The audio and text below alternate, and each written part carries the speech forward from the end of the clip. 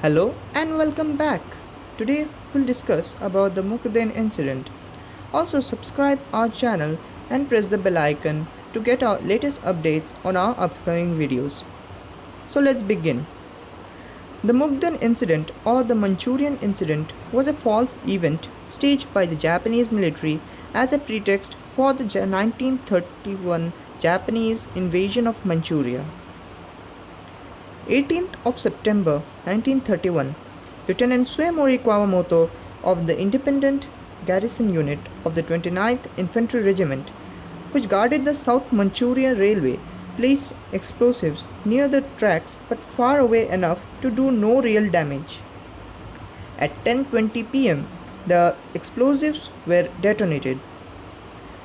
But the explosion was so minor that only a small part of the railway track was damaged, which was nothing because a train passed the site on the damaged track without any difficulty and also arrived at Shenyang at 10:30 p.m.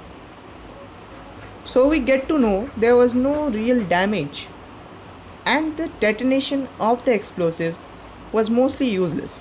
There is a small controversy. There is a strong evidence which points to young officers of the Japanese Army having conspired to cause the blast with or without direct orders from Tokyo. Post-war investigations revealed that the original bomb planted by the Japanese failed to explode and a replacement had to be planted. The resulting explosion enabled the Japanese to accomplish their goal of triggering a conflict with Chinese troops stationed in Manchuria and the eventual invasion of Manchuria on 19th of September. Hope you enjoyed the video. If you did so, do check out our other videos and subscribe our channel for more upcoming videos. Thank you.